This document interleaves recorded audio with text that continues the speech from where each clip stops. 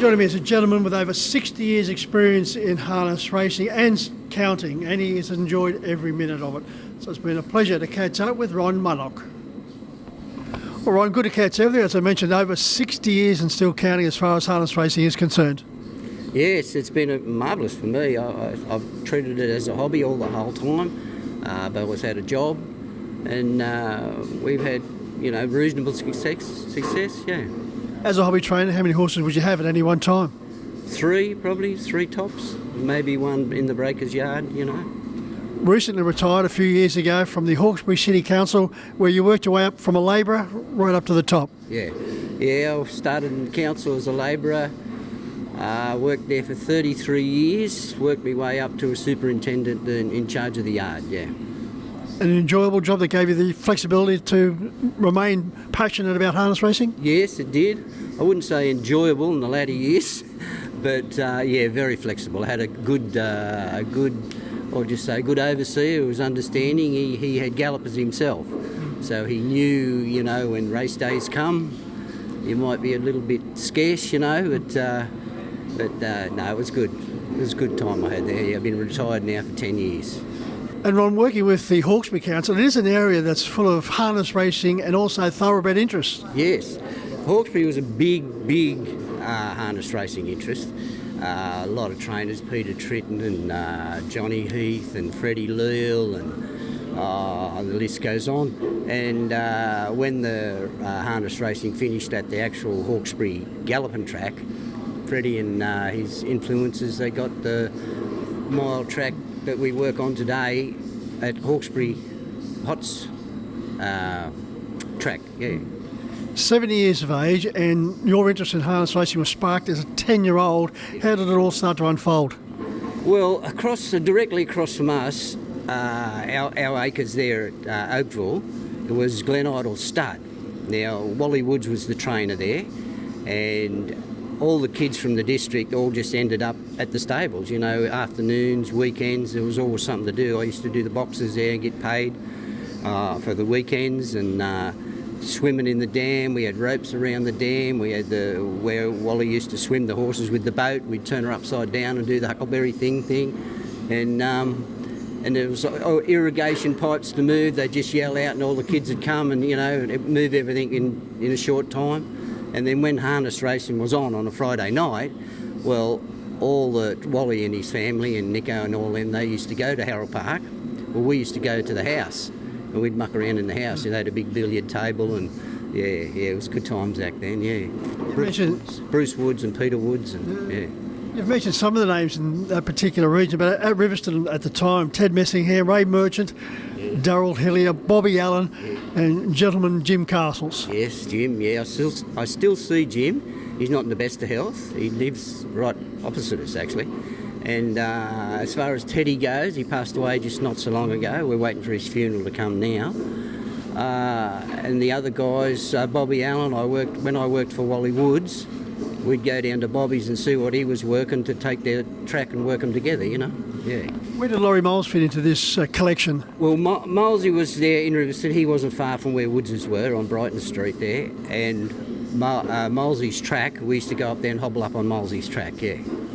There's some other names, Tom and his son Gary Tracy, and Elton Papworth, of course, associated with Master Finlay. Yes, Elton used to work for Laurie, and we'd see Elton at the track. There was a lot of Ivan Jones, Bomber Brown, and Boxhead Harris, and most of those fellas all worked for Laurie, and you'd see them nearly, well, if not every day, every second day, yeah.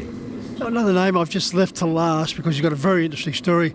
That was Michael van der Kemp, of course, with Rip Van Winkle. What a marvellous horse he was, Ron. 74 starts, 50 wins, 13 placings, 7 of them as runner-up. He was a cult hero during his time. Oh, yes. Yeah, good horse.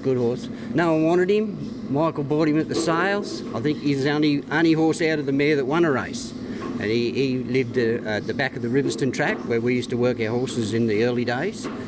And he tried to syndicate him and apparently couldn't get anyone interested, and he just went on from there. Yeah, so what could have turned out to be a nothing story turned out to be one of harness racing's most cherished stories. Yeah, for sure, yeah. Number of horses you've had that went on to do good things for you, Golden Glow in particular, Career Road and On the Fantasy. Yeah, Golden Glow was a good horse. We broke him in, got him going. I think he won 8 races. He won the Winter Cup there at Richmond on the grass when Richmond was going. And at that same track in 92, we won a treble there.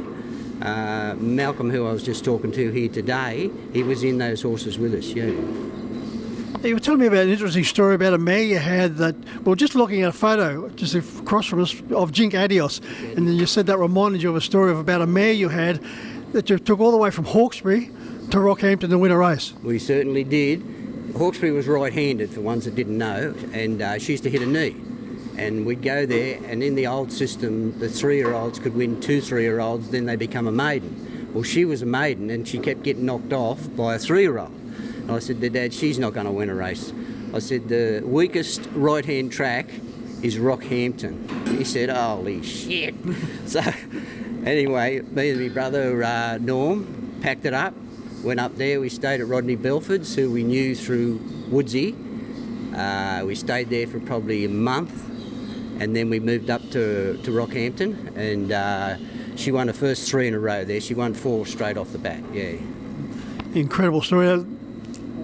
Fancy to be going that far to get a win. Yeah, to have to get a win, yeah. And it wasn't much prize money. It was about $350.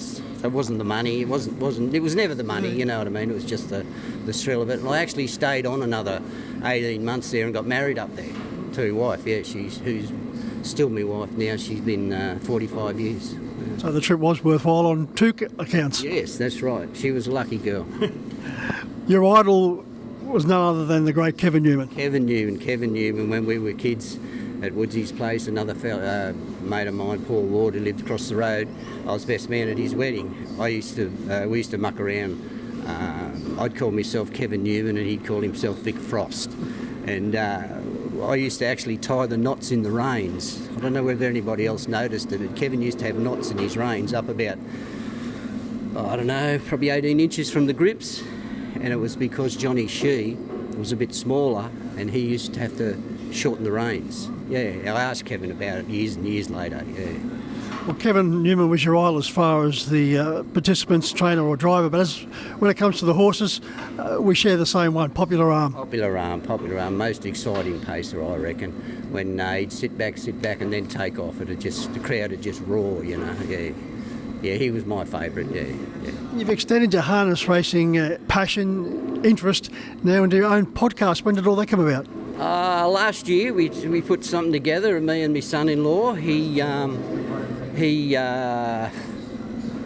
I suggested it, and then we got our heads together and he done a bit of AI and we put together like a logo and it's on Spotify and it's on Podbeam, and we've had 7 shows now and we've had 443 downloads. So, you know, it's still on its way up. We're getting better and better as we go, yeah. Well, you've just given yourself a free plug, so hopefully that will increase. Hopefully it will, yeah. So it's on the lines of interviewing participants, is it? Yeah, it's exactly what we're doing now. Yeah. So, Ron, your interest in harness racing just continues to flourish now through the podcast. Yeah, the podcast. It's about the podcast its thing is about the hobby trainer in harness racing. What they've got to go through to actually get their horses to the races. Yeah. Yeah, I've always said the hobby trainer is just as important as the huge stables, because without all the hobby trainers with their 2, 3, 4 horses, it's pretty hard to get feels. That's right, and who are they going to beat if we're not there? Well, Ron, it's been great to catch up there. Good luck with the podcast and continued your passion with harness racing. Thanks very much.